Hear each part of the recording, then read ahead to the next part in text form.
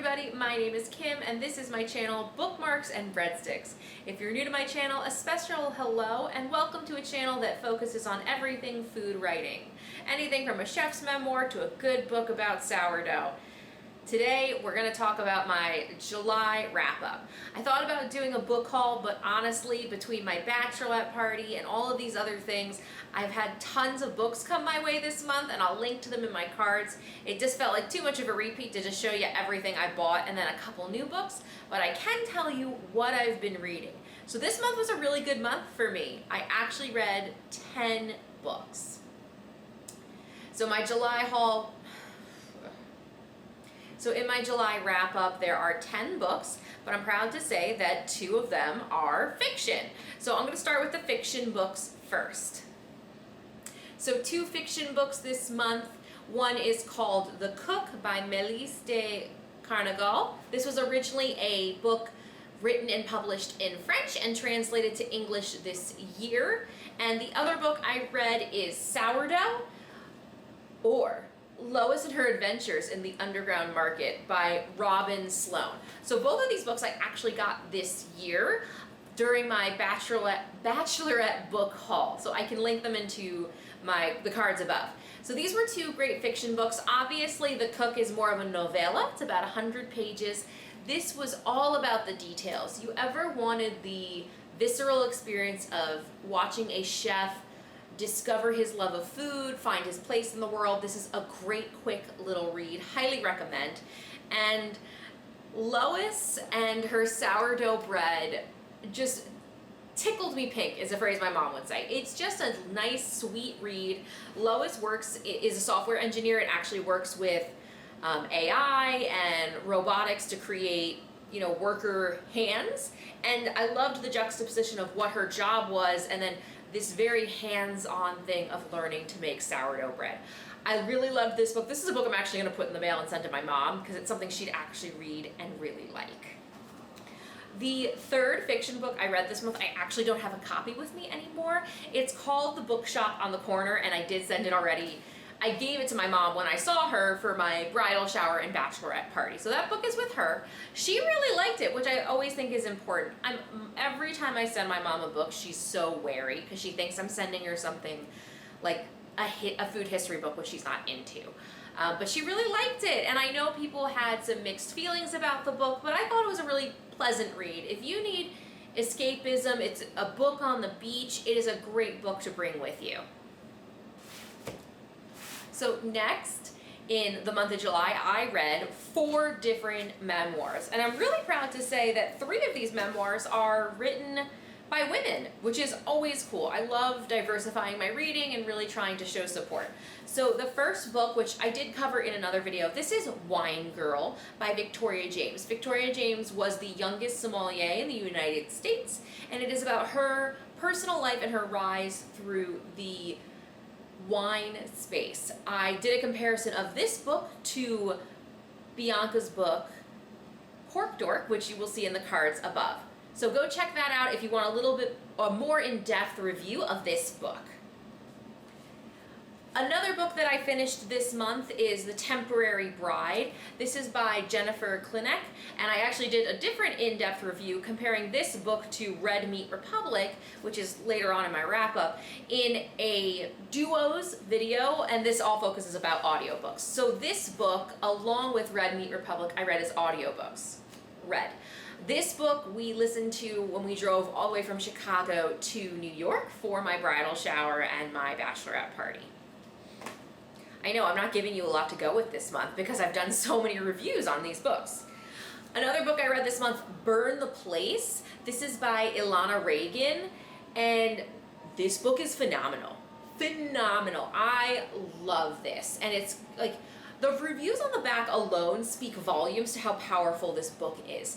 This book has quotes from Renee Redzepi, Eric Ripert, and David Chang. It's amazing. It's a singular, expressive debut memoir that traces one chef's struggle to find her place. So very early on, Ilana realizes that she is gay and really struggles with this, struggles with alcoholism that runs in her family, struggles with loss, family dynamics, all in the pursuit of becoming a chef in some capacity, but a chef on her own terms. This is one of my favorite books of the entire year. I will do another deeper evaluation of this book. I'm thinking about doing a whole YouTube series about female chefs in general. So let me know in the comments below if you'd be interested in that kind of series. But oh my god, I loved this book. Final memoir or history of an entire person would be Feron. So Feron is the inside story of El Bulli and the man who reinvented food by Coleman Andrews. So Feron didn't write the book, but this is the first book that Feron didn't really want to do interviews. He's so busy, he has so much to do, he's this super important human to the culinary world. He finally let Coleman Andrews into his life. So you get insights of his family, you get insights about his brother, his ways of cooking, and his food philosophy. So third set of books I would put under food history and special topics. I already mentioned Red Meat Republic. This is another book I read as an audiobook, and I'll be linked in the cards because I did compare this to The Temporary Bride in the lens of audiobooks. This is all about the history of meat and cows in America. How beef conquered America and gave the rise to the modern industrial food complex.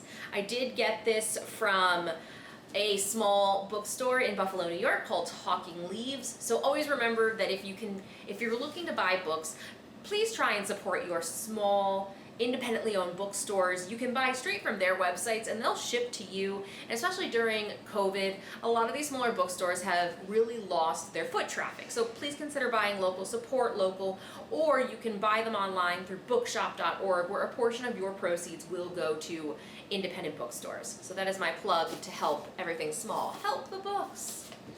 Okay, sorry, that was a little bit of a tangent. Other two books which I have in another upcoming, these are both coming in upcoming videos. One is Candy Freak. This is a journey through the chocolate underbelly of America by Steve Almond. And then the other food history special topic is Fluff by Meanie Graney. So two really sweet books, sweet books, and these will be part of an upcoming series I have, unoriginally called the Sweet Series. So more soon on these. Fluff is obviously the history of marshmallow cream. Fluff makes you think of Fluffernutter. And Candy Freak, Steve Almond really looks at chocolate making and candy making in America, but does give special nods to the small businesses, the little titans that are still hanging in there compared to, you know, the titans of Hershey and Mars and etc. So there you go, guys. That's 9 physical books here, plus one more already with my mom, for a total of 10 books that I read in the month of July. This was an awesome reading month for me. I normally average about 7 books. Maybe all that traveling on the road, you know, sitting in the car for 15 hours in one day, really made it easy to get a couple of audiobooks out of the way. Again, sorry I didn't go into a lot of detail on these books, but I promise it's because I have other videos featuring these books either already on my channel or ones that are coming up that are scheduled to go out soon. So this concludes another episode with Bookmarks and Breadsticks. 2 questions to you before you go. Would you be interested in an entire series about female chefs, whether it's their memoirs, their history, and etc.? And what do you think about a sweet series where I focus on the history of special delicious confectionery things, maybe the history of ice cream, the history of Twinkies, because yes, there are books about the history of Twinkies. Do any of these series maybe potentially interest you?